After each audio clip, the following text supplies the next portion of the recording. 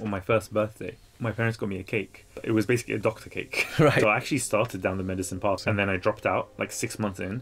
You grew up in Iraq Yeah. and then you moved to the UK. Expectation from the society that you do X and then you have to do... Why is nobody acknowledging this? Right. Why is it everyone pretending we've got a level playing field? Why did you decide to write a book in the first place? Because I'm kind of introverted, I actually was a bit nervous about approaching people, and I knew that was the key skill. Success is not just hard work. It's also luck. We don't live in a purely meritocratic world where it's purely about how much effort you put in. It just doesn't work that way. If you believe that you're a lucky person, then you're going to be more lucky. Yeah. If you believe that you're an unlucky person, then you're going to be less lucky. Hasan, so you're an award-winning entrepreneur and an author, and you've written an amazing book, The Unfair Advantage. You have your own business as well, and you've done a lot of keynote speeches as well. But I want to go back to your origin story. You grew up in Iraq, and then you moved to the UK. Can you tell us a bit more about the journey from Iraq to the UK? Sure. What does it feel like when you arrived? What was your first reaction? Sure, yeah. So I was born in Baghdad in Iraq, and yeah, we came, well, I was 3 years old, so I was very young, but we came to escape like the war and Saddam Hussein and all of this kind of stuff. So yeah, I came age of 3, grew up here, so I started school here and everything. So really natively my language, and this is an unfair advantage which we'll get to, is English. If I'd come here at like, let's say 15, 18, 20 years old, I'd have had a strong accent, and I think speaking on stage and things just wouldn't be as easy. It'll just definitely hold me back a little bit, you know. There's definitely something there in terms of like being a native English speaker. But yeah, in terms of like how it felt, honestly, I grew up in inner city London, so I'm very privileged and fortunate that while we didn't grow up with much, and we had kind of a modest living, and but everything happy, everything provided for. I had the free school meals and all of that. Sure. But yeah, inner city London was very multicultural. So my school was actually really multicultural growing up. My inner city state school. But there still were times where it was like even pronouncing my name, like or even like for example, just feeling like my family's a bit different. Right. Or do we know how to do things the right way? Or not knowing the vocabulary of day-to-day household things, because like at home it was all Arabic. Right. So just little things like that which play a bit of a role. But I think the bigger role played is more like not having the guidance and the career-wise later on in my life, because like immigrants is like all you know is like become a doctor, become an engineer, become an accountant. That's all you know. So obviously that's not my parents' fault at all. It's the case of like not having that guidance of like, I can get you an internship here, a job in finance is really good in London, in the city, or like management consulting is a thing, and like just not knowing any of this, not knowing how to get experience. I think that played a role. Yeah. I mean, I can certainly relate to the name thing. My name gets confused for a pastry or the language. So I have to obviously, correct people quite a lot. But then, you make a good point about, choosing what to study or what to work in the end, right? And, again, coming from India myself, there's a stereotype, right? An engineer or an accountant or a doctor of medicine, right? I know, from our previous chat that your parents also wanted you to become a doctor or go into medicine, but you chose a different path. What was your thinking? And why did you do that? Why did you go against the grain? I went against the grain. So it's really funny. I think I mentioned this in the book, is that on my first birthday, my parents got me a cake. And in that cake, it was basically a doctor cake. Right. So obviously I don't remember my first birthday, but they told me later. So there was this kind of subliminal pressure. And honestly, it was very subtle, because there wasn't anything like, there was no pressure from my parents. There was nothing like any overt. It was more like you can do what you like. But in terms of like knowing what the options are, I felt like very let down by, in sixth form college, in university, the careers departments were really, really not useful at all. Like it was just like, did not help. So I think that side is, so for me, I was good at science, and I was like pretty bright, pretty good. I was very undisciplined actually. But one thing was I was good at exams. I was good at picking up information, remembering information. So I thought, medicine, it's prestigious, saving lives, it's well paid. I thought it's actually not that well paid relative to how hard you work. But I think what really put me off and made me change path. So I actually started down the medicine path. I started, Interesting. and then I dropped out like 6 months in, and to the shock and horror of my parents and everyone else, like, what are you going to do now? And I didn't know what I wanted to do. But the reality was that the way I saw it is that I don't have that crazy passion for it necessarily. And I felt like my even though I loved biology, I loved kind of health and stuff, I'm still into it. Yeah. I felt like my world would be quite constrained and limited to hospitals, patients, other doctors, disease, and just that world. Yeah. And I kind of was like, I want to know more about the world. And that's why I chose to study economics, and I switched to economics. Right. Because I was like, I've never studied this before. I didn't do it for A-levels or anything. And I was like, this is fascinating, how resources are spread and, you know, like, how does that work? How does the world work? How does money work? I was curious about all of that stuff. And I thought maybe I can go and help rebuild Iraq. Maybe I can go and help in the Middle East, etc. So that was the path I took. And then you went into investment banking, right? Which is a very usual path after you do economics, right? So but then you didn't stay there very long either. So tell us a bit more about your thinking process between, you know, going to, you know, doctor medicine area and then switching to economics and then investment banking, but then not doing that too long, and then you went traveling. So what was the thinking process there? So actually, I didn't want to do investment banking, but it felt like that was the right thing to do if you're ambitious and you want to like make a lot of money, and that was like a priority. It was like, but that's also like an expectation from the society that you do X and then you have to do Y. Oh, right? It's purely that. It's like, what else are students around me applying for?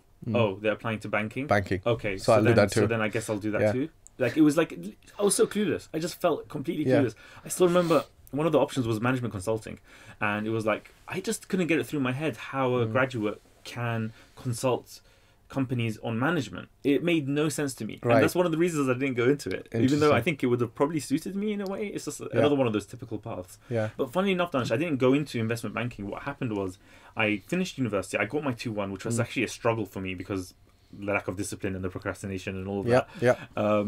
But I got the grade I wanted. I was like, oh, fine, I'm done. This is great. I'm going to take some time out to figure out what I want to do, because I had saved up my like maintenance loan and grant and all this stuff. I just saved it. Right. So I was like, this gives me the freedom to figure out what I want to do next.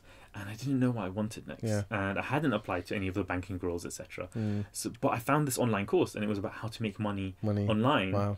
But not about making the money side. It was actually about the freedom side. So it was, the whole focus of it was based on the 4-Hour Work Week by Tim Ferriss. It was like, how do you create a business that creates freedom? You can work from anywhere. You can work whenever you want. You know, time freedom, geographic freedom. I was like, this sounds good. So I never had this goal of like making a huge business or making a ton of money. It was more like, I want the freedom to be my own boss and to just like do things how I like. And I don't mind not making a ton of money. I don't want like amazing cars or amazing house. That's not what I care about right now. What I care about right now is the fact that investment bankers have to work crazy hours. I still remember they used to come in and be like, oh yeah, well, sometimes we're at the office for 72 hours straight. And these are like graduates, and they would like be boasting about it, all was proud. And I was like, what's the point? That is very wrong. Yeah, you're making a lot of money, but you don't have the time to spend the money. So that's how I felt about it. I was like, what's the point of this? Right. But then I did go into the city, not quite investment banking. It was like, one was a alternative investments broker, one was like a B2B sales in a very corporate job. Right. But it was in the city, and it was like a big public company. But I did those jobs because they were sales jobs. Right. I did those jobs because I was struggling to start because of my this perfectionism came into my business side as well. And that's why I did those roles. I did them briefly. I learned about sales because I'm kind of introverted. I actually was a bit nervous about approaching people, and I knew that was the key skill to starting a business is to actually speak to people and to get sales. So that's why I got those jobs. I only did 2 months here, 2 months there, and then I left it and started my business. Wow. I mean, there's a whole another discussion on, you know, introverts and extroverts, right? Because there's like pros and cons of each of them, and it's not one is better than the other, but it's really how do you understand your strengths and weaknesses, and then how do you leverage more of your strengths and then succeed, right? I want to kind of go fast forward a little bit with your book, right? So you went traveling, you did the spend time in the city. Tell us a bit more about sort of how did you come across Ash, which is your co-author for the book Unfair Advantage. Sure. How did you meet him? What was your first impression? And then why did you decide to write a book in the first place? So just to fill in a few gaps. So the idea was like make a passive income from this business. Mm. That was the idea, and everyone told me that's a scam. Like that can't work. That's not true. Yeah. And I was like, no, the way like I did my due diligence. I didn't just like get excited about a course and just like spend it. It was like $2,000. It was like that was a lot of money for me as a student at the time, no income. It is, but the unfair, I talk about it as an unfair advantage of living with parents, which is quite common now. Yeah. But like in our culture, especially, and now it's become common in all cultures because of house prices and accommodation prices. But so no, essentially what I did is I really worked hard on it, and it was honestly the opposite of a 4-hour work week at the beginning. It was like crazy hours. I was working so many hours just to build this business. And get clients and automate it and systemize it so that it creates a passive income. Yeah. It took me about 1.5 years, 2 years to get to that point. Wow. And it got to that point, and now I was traveling around Southeast Asia, and now I was just having fun. And honestly, I wasn't even doing 4-hour work week. I was doing 0-hour work week, and it was just making money. Yeah. So it was great. It won't last forever. Like you can't have a perpetual motion machine kind of thing with a business. Passive income, you have to kind of maintain it and work on it. It's not really passive fully, but you can have periods of passive. It can run itself for a while. So it was during that time I met Ash. I was like traveling back. I was back at London. I had a lot of free time this time. So it's like what I wanted had been created really. Right. And actually I got quite lazy, by the way. Passive income made me passive because I was like, I couldn't even bother to send invoices to my clients, just because I have to fire up the laptop and I have to. It was such a simple task and I couldn't do it.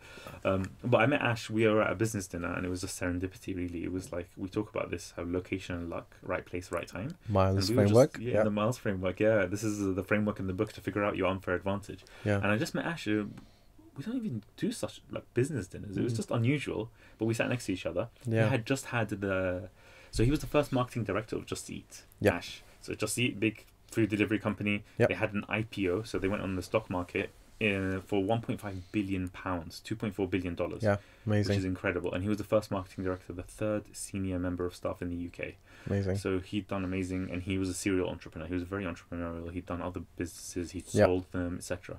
So I met him. We kind of got on well. We actually lived, again, location. We both lived in northwest London, and I was at a loose end, and he was relatively free. Right. And he told me about all the, he's like, oh yeah, come down to my office. So I kind of, followed him up on this, and I was like, oh, this is a cool guy. I'm going to chill with him. Okay, went to his office, and he's like, yeah, I have all these startup founders pitching me for investment. Right. And it's called angel investing. So I came from the online business world, and he taught me all about the tech startup world. So right. Yeah. It's a perfect marriage. Yeah, it's like angel investing, seed rounds, Series A, venture capital. All these terms, if you're listening to this and not understanding these terms, I never understood them either. Yeah. This is the startup world. This is like the Silicon Valley, like the Facebooks, the Googles, the Snapchats, all these TikToks, all this stuff. So he taught me a little bit about that. I picked it up I picked it up from him, and there were all these startup founders pitching us. And what we started to think about, which ones are going to succeed and which ones are going to fail. It was like Dragon's Den kind of vibe. Yeah. We were like the ones that have unfair advantages. And we started to think about this concept. And we thought we'd write a book. And we thought we'd self-publish the book. But then we got a literary agent and we got a publishing deal. And now we've been published in the US. And it's done amazingly well. We became a bestseller almost immediately. We got the business book of the year. We got like thousands of like reviews on like Goodreads and Amazon. It's blowing me away. And, like, I mean, you've got like millions of views online. It's everywhere, right? The book itself, I've read it and I've watched a lot of videos about you and Ash talking about it, and it totally makes sense. And the Miles framework, when I came across it for the first time, it was one of those things like, oh, why didn't I come up with this? Like, this is so amazing. It's so simple to understand, but so powerful. I'm particularly interested in the L from the Miles. So just so for people, Miles is, well, you can tell it's your book. So So Miles is an acronym, and it's the different categories of unfair advantages. So M is for money. So if you have money, that's an unfair advantage. It's quite straightforward. We all know that. If you have rich parents, if you have a rich uncle, if you have friends that you could raise money from, that helps. Second is intelligence and insight. I is intelligence and insight. Intelligence comes in different forms. We have book smarts, IQ. You have emotional intelligence and street smarts and people skills. You also have creativity. So those are the different intelligence factors that we go into in the book. And you also have insight, which is finding a unique insight and a unique perspective, finding a gap in the market, finding an unmet need. So that's quite big. Then we have L, which is location and luck. Right place, right time. And then you have E, education and expertise. Mm-hmm. And then you have S is for status, is how you Status. come across, your Yeah. personal brand, your followership, what you look like, whether you're male or female. Mm. All these things are status, your nationality, what passport you got. All Yeah. of that is like how you come across, Yeah. status. Yeah. So, yeah, that's the Miles framework in a nutshell. Yeah. So the reason I'm interested in the L, or Yeah. the luck specifically, Yeah. is, if you think about young people or anyone really, if you've achieved anything, no matter what that is, small, big, whatever, there's a real thing, which is imposter syndrome, that I'm a fraud, I don't deserve this, or it's just luck. How do you what would you say to young people today that they, if they've done something, if they've finished a degree just now, or they've just gotten their first jobs, or they've been in jobs for few years, obviously they've done something to get there. It's not just luck, right? Of course, the luck plays a big part of that. So right place at the right time. But how would you help a young person understand or dissect what is luck versus what's your input, and how do you kind of balance between the two? Okay, so luck is an important topic in the book. We talk about that a lot in the part 1 of the book. And we talk about how success is not just hard work, it's also luck. So if you read a lot of self-development and business books, they just talk about hard work, strategies, what you've done, take responsibility for the outcomes in your life, and all these kinds of things. And it's true, and it's very useful to think in that way. Yeah. Well, it's true to an extent, I should say. The thing they overlook is circumstances. Yeah. All our circumstances are different. All our strengths are different. All our backgrounds, our experiences, everything is different in us. Yeah. And the reason we came up with this idea of this book is like, why is nobody acknowledging this? Right. Why is it everyone pretending we've got a level playing field? Why is everyone pretending we're all starting from the same starting line? Yeah. We don't, right? Everyone will be rich or everyone will be poor, right? Yeah. Or we don't live in a purely meritocratic world where it's purely about how much effort you put in. It just doesn't work that way. And we wanted to highlight that. And I felt like the startup founders, the aspiring startup founders who wanted to start a business, some of them believed that. And especially the ones from underprivileged backgrounds. Interesting. They bought into this idea that it's purely about how much work you put in. Right. Now, hard work is necessary, but it's not sufficient, right? So these people would be like, okay, but like, do you realize like to be able to raise a round of funding for your startup, let's say, you need to have all these different unfair advantages to convince investors that you're the right people for the job. Yeah. Hence why a lot of people are like ex-Google, ex-Morgan Stanley, ex-McKinsey, McKinley. Which is also an unfair advantage, right? Because they've Absolutely. gotten there and then now they're doing something That's else. a status factor, right?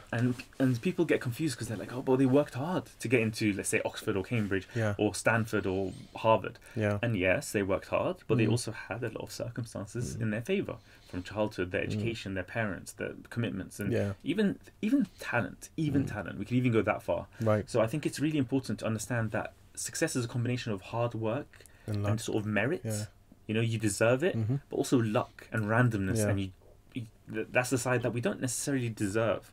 It's just that's life, but that's life for everyone. Yeah. It's everyone has it this way. So you shouldn't feel bad about the luck that you've had. Yeah. And you shouldn't also feel like, oh, it's all just luck, I shouldn't even bother. Yeah. Nor should you say it's hard work, and therefore if I work really hard, I'll be like Elon Musk too. Sure. No, we all know that that's not true. Yeah. So the key is to find that balance, and that was one of the biggest themes in the book.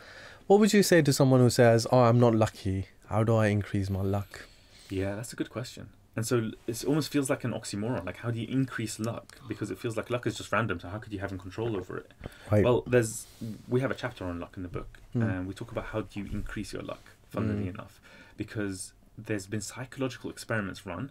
An example is by Professor Richard Wiseman, who is, funnily enough, he's also like a magician and a YouTuber, a really cool guy. Yeah. He's at University of Hertfordshire, and he's done experiments, and there's been others done about your mindset and how lucky you get based on your mindset. Right. So if you believe, this is the interesting thing, if you believe that you're a lucky person, then you're going to be more lucky. Yeah. If you believe that you're an unlucky person, then you're going to be less lucky. Yeah. And how does that work?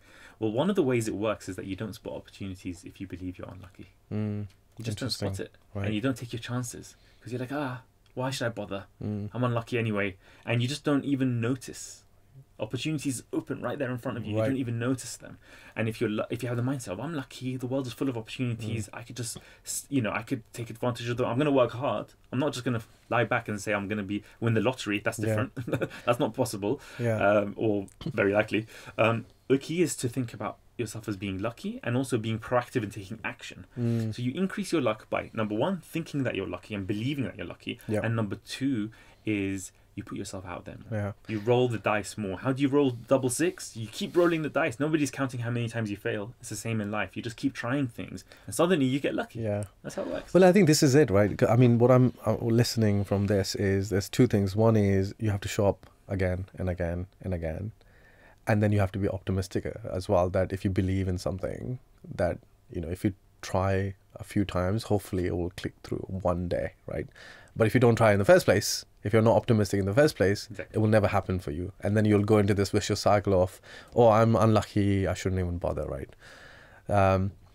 In terms of the other, M, I, and E, and S, if you have to put if you have £100 to bet on each of the different areas, how would you allocate your £100 to each of them? Oh, that's a good question. I haven't had that one.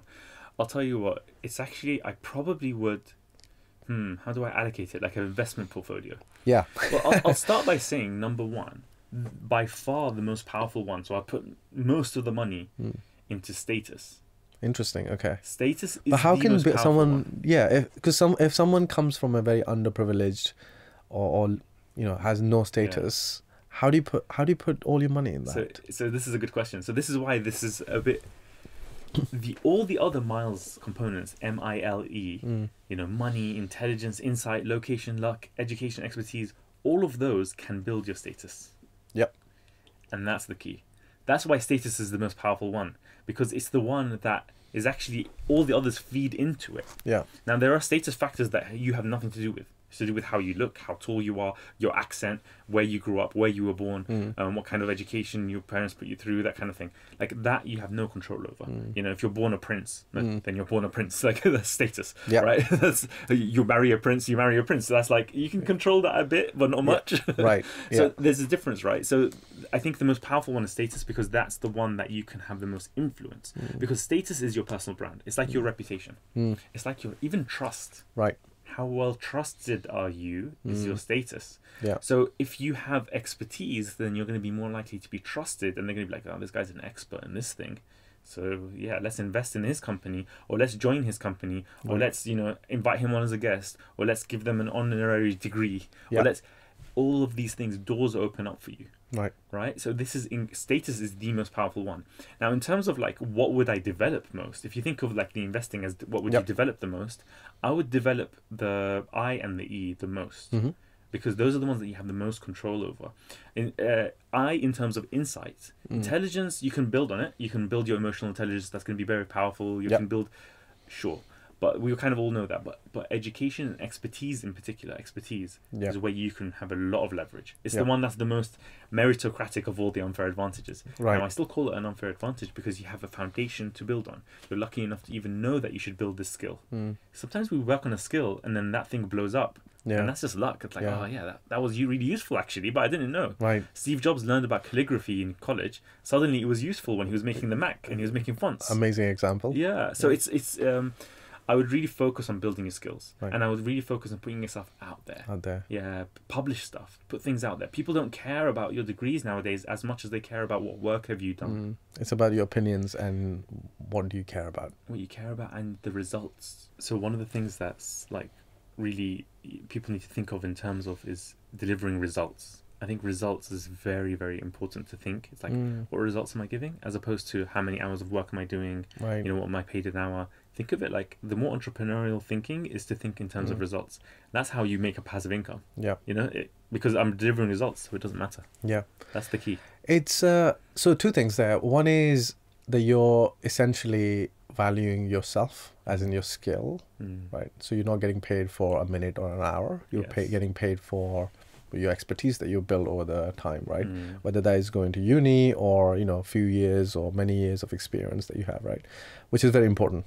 So don't undervalue yourself is the lesson one. And the second one is, how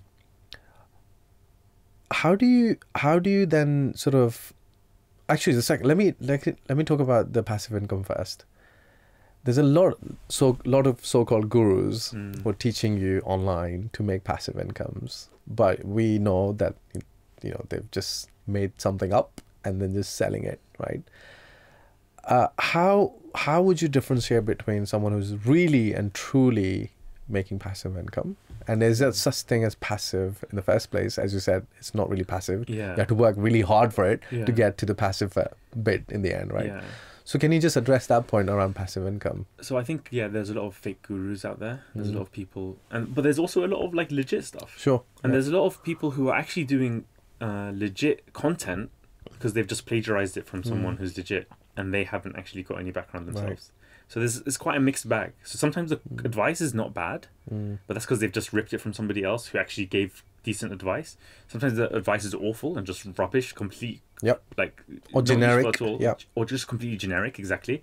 So there's a lot. You just have to do your due diligence. You have to like do the research, try and figure out if it's true. Not everything is a scam, but also not everything is legit. So you just have to figure it out. And that's, I took this plunge and took an online course, and everyone was like, "This is a scam." No, it really was legit.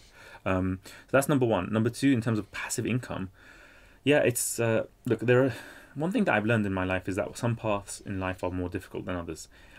All success requires work. All success requires sweat and work, etc. But some just requires more. So I'll just give you a very simple example, just an extreme example, which is like, if you work really hard as a waiter, if you work really hard as a janitor, if you work really hard even as a nurse, like not as low as the others in terms of how much you make, but they don't get paid that much. No. Versus how hard a CEO works. Does a CEO work harder? I mean, it's debatable. Yeah. I don't know. They work maybe smarter. Maybe they just pick the path. Maybe they pick the lane. That's an easier path. And not that being a CEO is easy, of course. But see, now it's just getting into territory of like, it's not just about hard work. So what I mean is there are paths easier than others. There are businesses that are easier than others. Right. And this is the key thing to know, is to know which path to go down. Now, how do you figure that out? Well, you have to try things out. Yeah. Try things out. Listen, read widely, listen to content widely, and try to determine what's blowing up. Try to ride the trends. Part of location and luck is right place, right time, is timing. One of the things in my life is like that I started, for example, the book came out during lockdown or just before lockdown. Right. January 2020 was the hardback publishing date of the book. Right. Pandemic happened March, or like the lockdowns and stuff in March. So the timing there seemed quite bad, and it probably was in some ways quite bad. I had a lot of events cancelled. We were going to speak at like Oxford, Cambridge. We were going to go on mad podcasts. Everything was cancelled at that stage. We're not even postponed because no one knew it was happening. Right. However, what's happened is that a lot of online consumption went up. A lot of views of videos went up. And one of the videos that we sent out, one of the reviews of our book blew up and went viral. Right. And it's got almost 2 million views now. And that's like incredible. And that's like a lot of luck. And there's a lot of people that reviewed the book. Yeah. And I decided that I offered to even be interviewed by Ali Abdal, whose video is the one that blew up early on. Yeah. And then we've had other videos blow up and get millions of views since then. Yeah. So obviously the idea is good and the stuff, but timing also worked. Yeah. And also now I've become like the coach to creators. And that's because of some luck and some timing. And now the creator economy is blowing up, meaning like YouTubers and TikTokers and a lot of my clients are now just like huge influencers in those spaces. Yeah. So that's where the luck comes in and where things can be easier or harder. So you have to look at what's blowing up, what's working well, what's going to keep blowing up, or what's like stagnating, or what's going down. Sure. And you have to figure out what skills are worth building.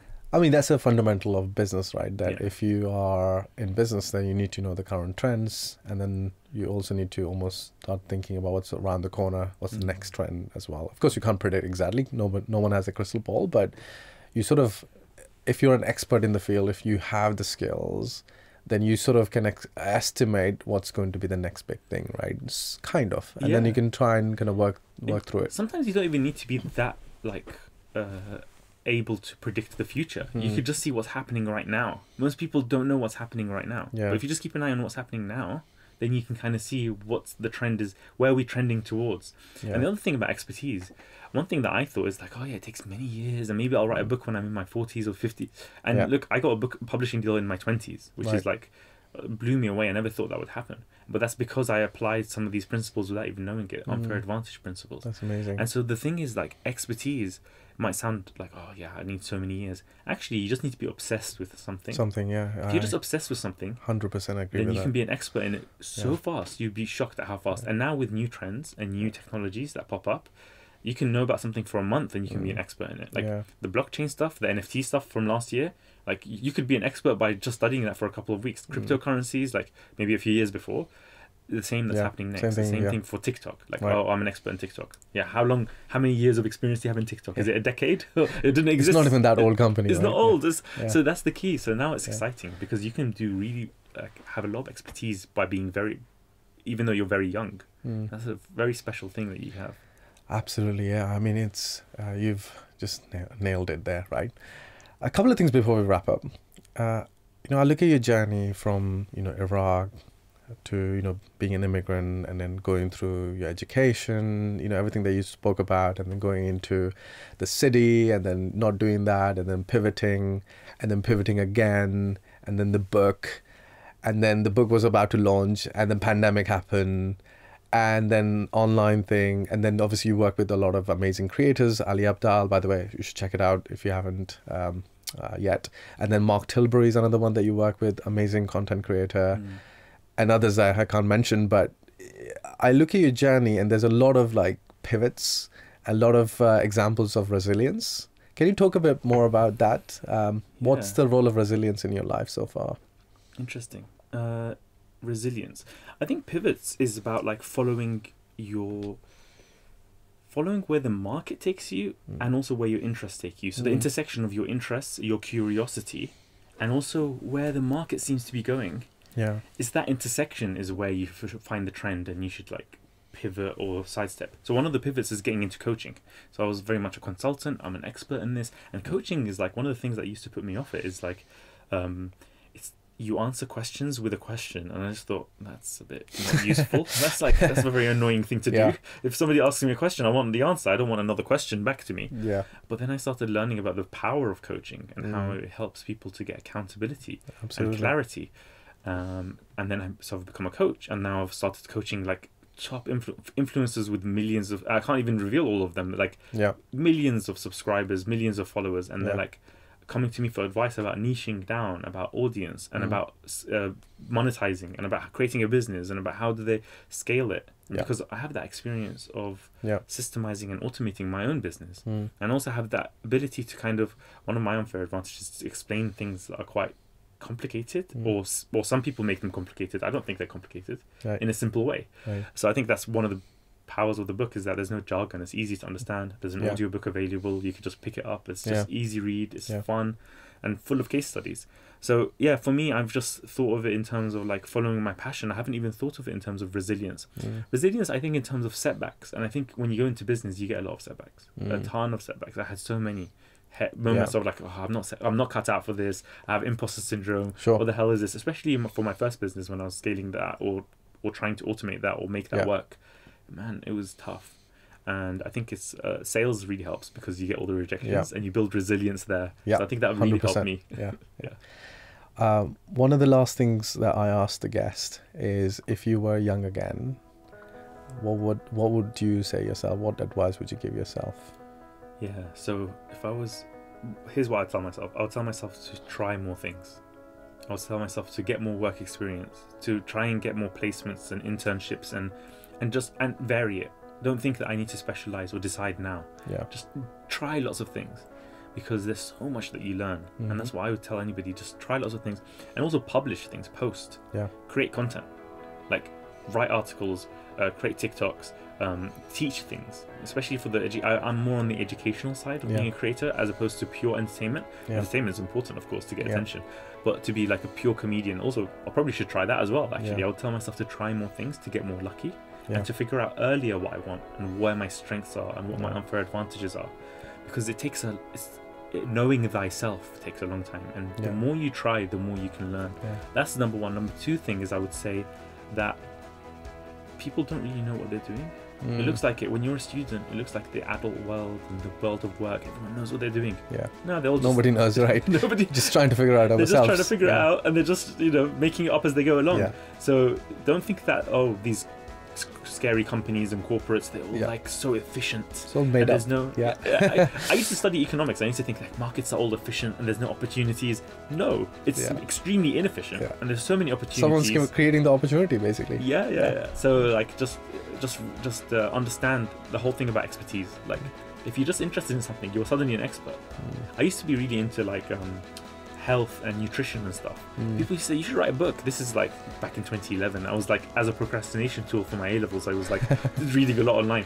Like, I was like, no, I'm not an expert in that. And now I realize, no, actually I could have written a book about it, and I could have shared and helped people. And coaching is an interesting area where you can add value without feeling like an imposter. So there's lots of things that you could do. So those are the few things I would say. Thank you so much for coming and sharing all your wisdom and knowledge and experience. It's super valuable. Obviously we spoke before, but I've learned a lot more in this podcast as well. So